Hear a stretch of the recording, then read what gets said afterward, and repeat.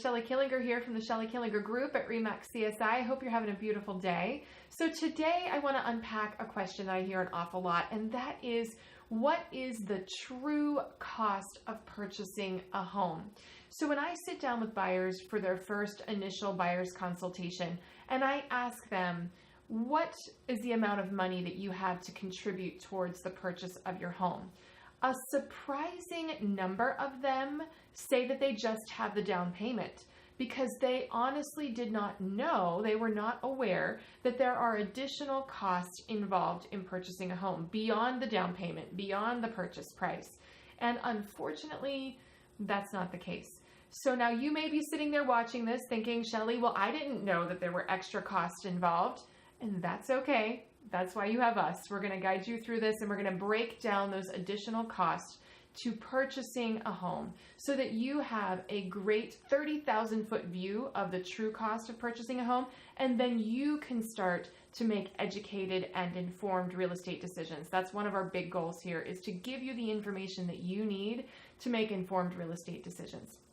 So let's just pretend for a moment that you are going to purchase a $200,000 home, which in our marketplace in Pittsburgh is right around the average sales price. So let's just pretend that you're going to purchase a $200,000 home. What I want to do for you is to go through item by item all of those extra closing costs so that you, like I said before, have that great 30,000-foot view of what is it going to take for me to buy a home so that you can start preparing for your next move.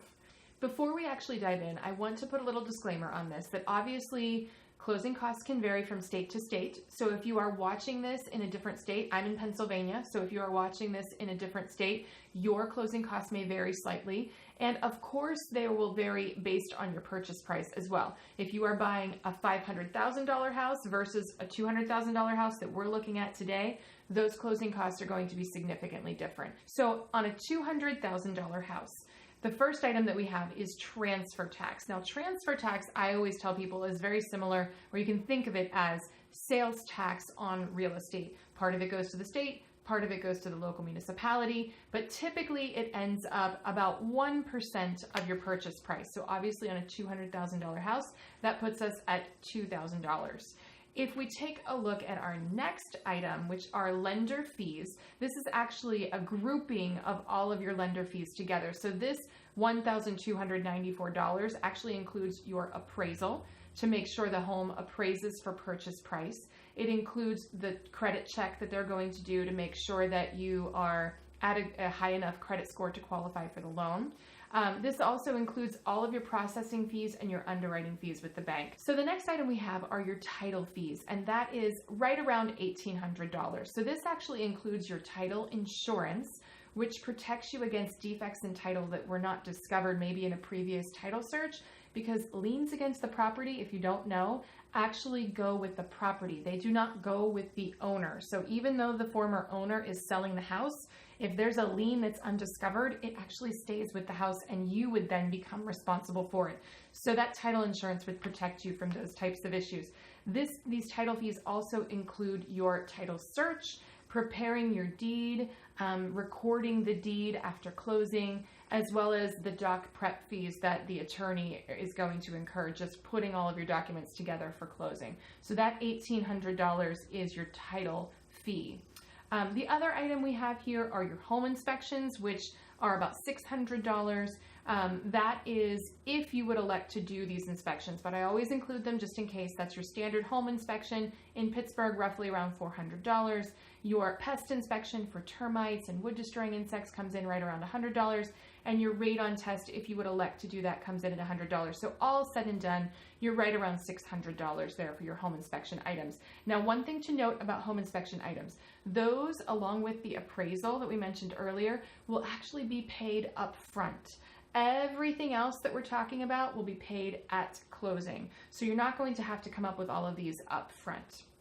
The next item is one of the biggest ones. So I'm not sure if you've ever heard of an escrow account, but an escrow account is what the bank uses as a cushion account, basically, to keep a cushion of funds available so that when your property taxes become due and when your homeowner's insurance becomes due, those two items are actually paid out of this cushion account, this escrow account.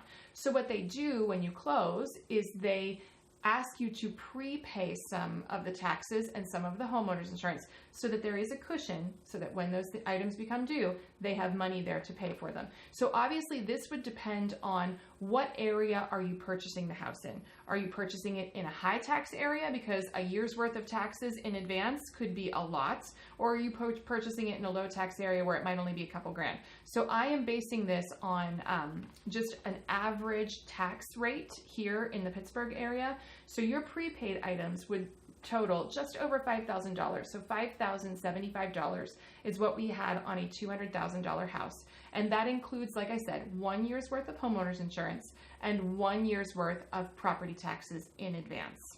So when we add all of those together, we end up with $10,769. Those are your closing costs as well as your prepaid items to set up that escrow account. This does not include any down payment. So depending on the loan type that you are going to get when you purchase your new home, the down payment could vary. For the purposes of this cost estimate, I just used a 5% down payment. So 5% on a $200,000 house puts you at $10,000 for your down payment. So when we add that all together, your total cost to close, what you would need to bring to closing, is actually $20,769. That is what it would cost you to buy a $200,000 house in the Pittsburgh market with 5% down. Now, if you're hitting the panic button because that number is scaring you a little bit, slow down. Just wait for one moment. We can help you manage that number. So let's hop back to our scenario here. We're buying a $200,000 house. We're putting 5% down, perhaps on a conventional loan. We can ask for, in most cases, what they call a seller assist. Now, what a seller assist is basically the seller giving you money from their proceeds to help cover a portion of your closing costs. That's the easiest way to think about it. So there are limits on how much seller assist you can ask for. So for the purposes of our estimate, we're doing a 5% down loan. Let's say on a conventional loan, we could ask for 3% of the purchase price in seller assistance, and that puts us at $6,000. So if we actually subtract $6,000 from our $20,769 closing cost to close, that is a significant savings. So it's something that we can do to help manage that number if you need to keep a little bit more cash in your pocket. So I hope today this gave you a really good bird's eye view on what is the true cost of purchasing a home. Hey, if you liked that video and you want to learn more about the real estate market or about buying and selling real estate, be sure to hit the subscribe button down below.